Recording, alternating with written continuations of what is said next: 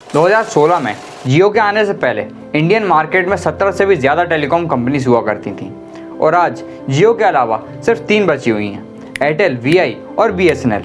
जहां 2016 से पहले इंटरनेट का यूज़ करना तो दूर बल्कि फ़ोन पर बात भी लोग सेकंड्स गिनते हुए करते थे और जियो के आने के बाद बहुत सारी चीज़ें बदल जाती हैं। बहुत सारी टेलीकॉम कंपनीज तो बंद हो ही गई, साथ में इंडिया की इकोनॉमी को भी जियो की वजह से बहुत फ़ायदा मिला और जियो ने हम सबको भी एक गिफ्ट दिया। उस गिफ्ट में थी आदत फ़ोन पर घंटों बात करने की, आदत दिन भर मोबाइल पर इंटरनेट यूज़ करने की, आदत बहुत सारा कंटेंट कंज्यूम करने की। जियो ने अपने एंड कस्टमर्स को तो फ़ायदे में रखा ही, लेकिन एट द सेम टाइम अपने बहुत सारे छोटे छोटे कॉम्पिटिटर्स को भी ख़त्म कर दिया। लेकिन इस बार जियो छोटे छोटे कंपनीज़ को ख़त्म नहीं करेगी, बल्कि बड़ी बड़ी कंपनीज़ जैसे Netflix, Amazon prime, Disney Hotstar, सारी डीटीएच कंपनीज़ और बहुत सारे टीवी चैनल्स को भी। तो क्या ओटीटी, डीटीएच, चैनल कंपनीज ये सब फिर से 2016 वाला झटका झेलने वाले हैं? शायद हाँ, बहुत जल्द। लेकिन कैसे, जानने के लिए वीडियो लास्ट तक ज़रूर देखें और चैनल को सब्सक्राइब करना ना भूलें।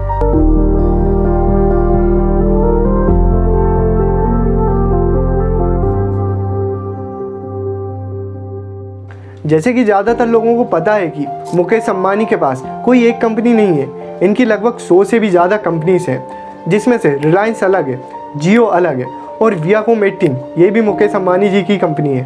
और इस वियाकॉम 18 नेटवर्क के अंदर 38 से भी ज़्यादा चैनल्स हैं जो सब मुकेश अंबानी ओन करते हैं। और क्योंकि वो इस इंडस्ट्री को पूरी तरह से बदलना चाहते हैं, इसलिए उन्होंने इसके लिए एक बहुत ही बड़े लीडर को चुना है, उदय शंकर।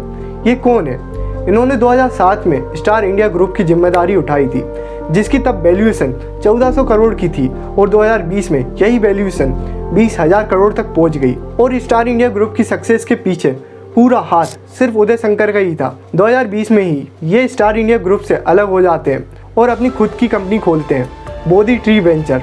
14 अप्रैल 2023 को मुकेश अंबानी की रिलायंस और उदय शंकर की बोधी ट्री वेंचर वियाकॉम 18 में 15,145 करोड़ का इन्वेस्ट करते हैं, जिससे उदय शंकर अब वियाकॉम 18 के 13% शेयर ओन करते हैं।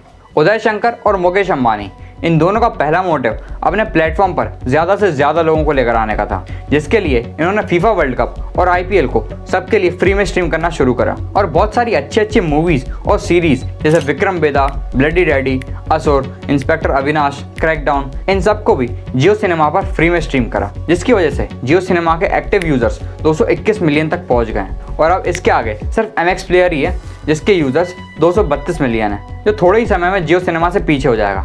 ये दोनों प्लेटफॉर्म सिर्फ अपने ऐड से कमाते हैं। Netflix, Amazon prime, Disney Hotstar, ये सारे ओटीटी प्लेटफॉर्म के जो सब्सक्रिप्शन प्राइसेस हैं वो जियो सिनेमा से थोड़े ज़्यादा हैं और इंडिया में पैसे देकर कंटेंट देखने वाली ऑडियंस सिर्फ 30% ही है। बाकी के 70% लोगों को फ्री में कंटेंट देखना पसंद है और ये 70% लोग टियर 2, टियर 3 और रूरल एरियाज़ में रहते हैं। जियो सिनेमा को नंबर 1 बनाने के लिए अगला जो स्टेप लिया गया है वो है एक्सक्लूसिव डील्स। जियो सिनेमा ने ओल्ट बालाजी मोशन पिक्चर, सन नेक्स्ट, सोनी लिव, सीमारो, जी, पैरामाउंट, इन सारे प्रोडक्शन हाउसेज से एक्सक्लूसिव डील्स पार्टनरशिप की है, जिससे इनका कंटेंट 3 से 4 साल तक जियो सिनेमा पर ही दिखाया जाएगा।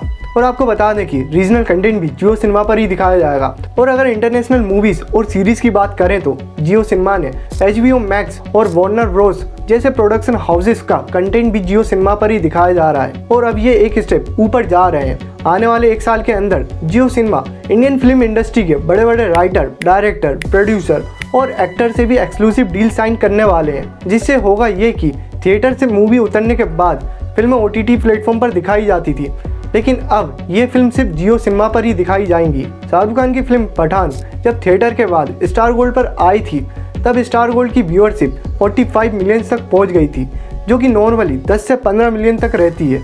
अब आप सोचकर देखिए कि जब 3 साल तक सलमान खान, शाहरुख खान, अक्षय कुमार इनकी मूवी सिर्फ जियो सिनेमा पर ही अवेलेबल होगी, तो लोग इसे अपने टाइम के हिसाब से कभी भी देख सकेंगे और इससे कितने लोग जियो सिनेमा से ज्वाइन होंगे। यहाँ तक कि बच्चों के लिए भी cartoons, animes, animation films, stories ये सब लाने का प्लान है। इसके अलावा सारी हिंदी फिल्म्स, रीजनल फिल्म्स जियो सिनेमा पर फ्री में अवेलेबल है। उदय शंकर का कहना है कि उनका कंपटीशन OTT से है ही नहीं, इन पर तो ना चाहते हुए भी इम्पैक्ट हो रहा है। इनका रियल कंपटीशन है टीवी से।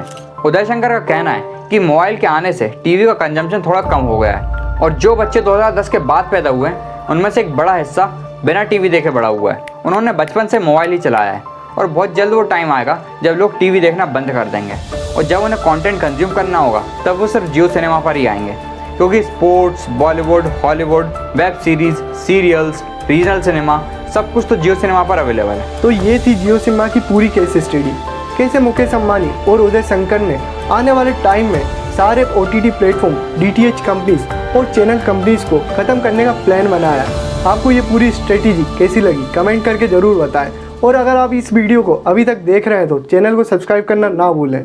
मिलते हैं अगली वीडियो में, धन्यवाद।